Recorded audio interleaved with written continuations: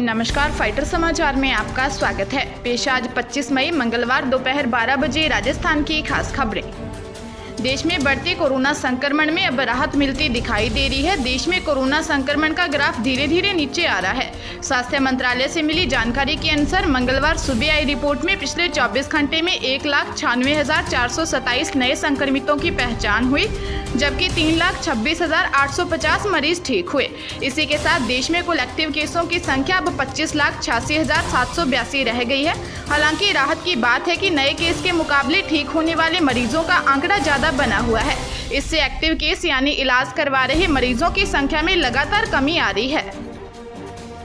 आज से साल के सबसे गर्म दिनों का दौर नौतपा शुरू हो रहा है। ये नौतपा 3 जून तक सूरज देवता का ताप प्रचंड करता रहेगा। हालांकि नौतपा से ही कोरोना के खात्मे के वैज्ञानिक प्रमाण नहीं है, लेकिन ज्योतिषविदों की राय है कि नौतपा के बाद काफी हद तक कोविड लहर गिर जाएगी। नौतपा के दौरान पारा 40 डिग्री से पार जाने की संभावना है। नौतपा के चलते तेज धूप के साथ प्रदेश में मौसम 28 मई तक साफ रहेगा। मौसम विभाग के अनुसार चक्रवात यास का भी प्रदेश के मौसम पर असर नहीं पड़ेगा।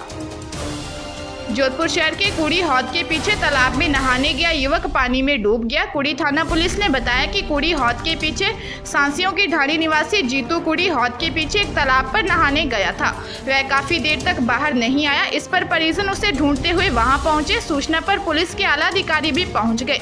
पुलिस ने बताया कि वह नहाने के लिए वहां गया था, मगर पानी में डूबने से उसकी मौत हो गई। पुलिस मामले की जाँच कर रही है। कोटा जिले के रामगंज मंडी कस्बे में महिला के साथ गैंगरेप का मामला सामने आया है, जिसमें पीड़िता ने काम दिलाने के बहाने दुष्कर्म करने का आरोप लगाया है। पीड़िता की शिकायत के बाद पुलिस ने तुरंत कार्रवाई करते हुए 3 आरोपियों को दबोच लिया।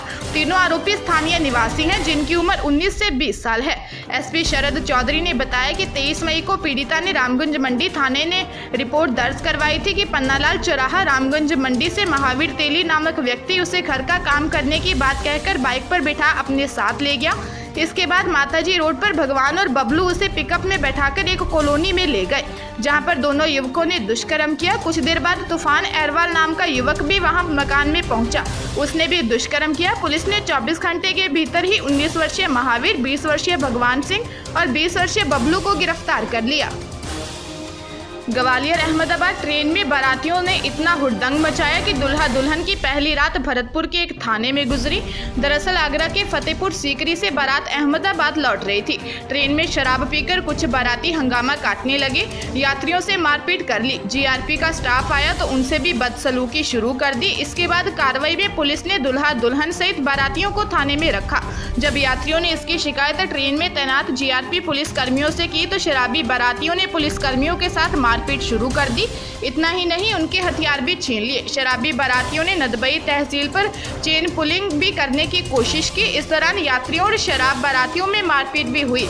सूचना पर पहुंची खेड़ली मोड़ थाना पुलिस बारातियों और दुल्हा दुल्हन को पकड़कर थाने ले आई। टोंक जिले के झिलाई कस्बे में सिरोही मोड़ पर खड़े ट्रैक्टर के डंपर के पीछे से टक्कर मार दी। इससे ट्रैक्टर स्वतः ही स्टार्ट होकर एक पेड़ की छाया में बैठकर बातचीत कर रहे एक व्यक्ति को कुचलता हुआ नाले में जा गिरा। इस दुर्घटना में व्यक्ति की मौत हो गई। जानकारी के अनुसार जीवली निवासी बिरदी चंद बैरवा झिलाई से घरेलू राशन खरीदकर अपने गाँव जाने के लिए पेड़ की छाया में अपने परिचितों से बात कर रहा था। इसी दौरान बॉली रोड की ओर से मिट्टी भरकर एक डंपर आ रहा था। डंपर ने मोड़ पर घूमते समय आगे खड़े ट्रैक्टर को टक्कर मार दी, जिससे ट्रैक्टर स्टार्ट होकर चल पड़ा। ट्रैक्टर को आता देखकर बिरदीचंद से बात कर रहे लोगों ने भागकर अपनी जान बचाई, लेकिन ट्रैक्टर बिरदीचंद को कुचलते हुए नाले में जा गिरा। निवाई थाना पुलिस मामले की जांच कर रही है। दूसरे प्रदेशों से राजस्थान में आए कितने व्हीकल आए हैं, उसकी अब गिनती की जाएगी।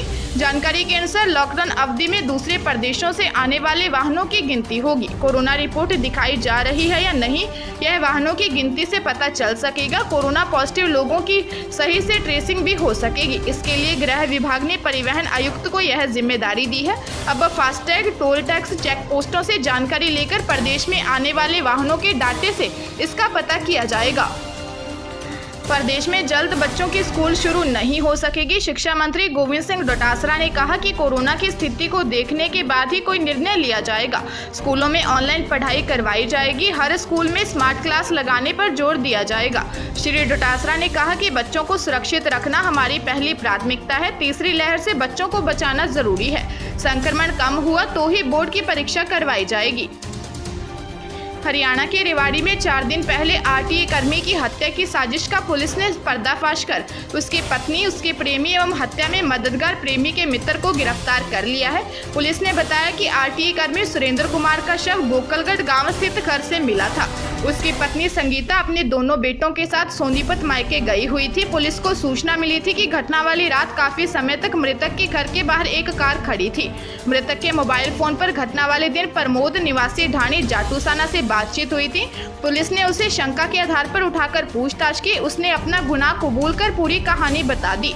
पुलिस ने बताया कि प्रदीप की सुरेंद्र से दोस्ती के बाद प्रदीप व मृतक की पत्नी की नजदीकियां बढ़ गई।